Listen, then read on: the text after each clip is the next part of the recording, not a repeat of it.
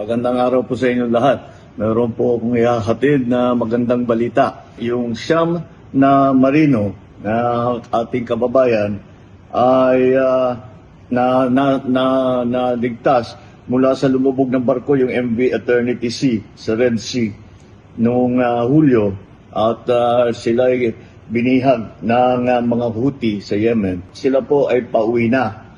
Itong Miyerkules na dumating sila sa Oman mula sa Yemen, at sinalubong sila ng mga tauhan natin sa Philippine Embassy sa Muscat at saka ng Department of Migrant Workers. Magpapasalamat tayo sa lahat ng ginawa ng DFA, ng DMW, ng Philippine Embassy sa Oman.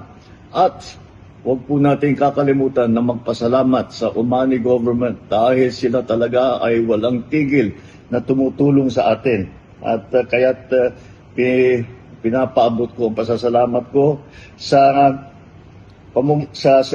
Sultanate of Oman. Ang namumuno ay ang Sultan Haitham bin Tariq. At sila po ay talagang kaibigan po ng Pilipino, at lahat ng maaring gawin para iligtas ang ating mga marino ay kanilang ginawa. Kaya naman ay nandito na tayo at nailigtas yung siyam.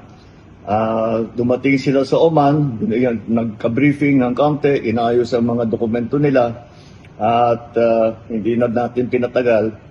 Gusto na siguro nila umuwi, Pasko pa.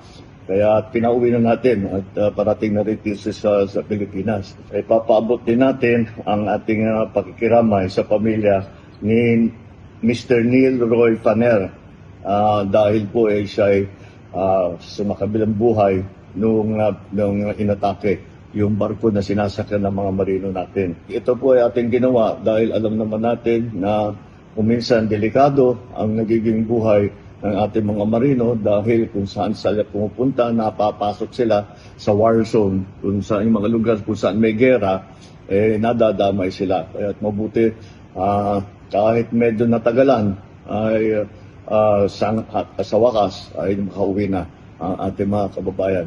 Welcome home sa inyong lahat. Tamang-tama, Merry Christmas.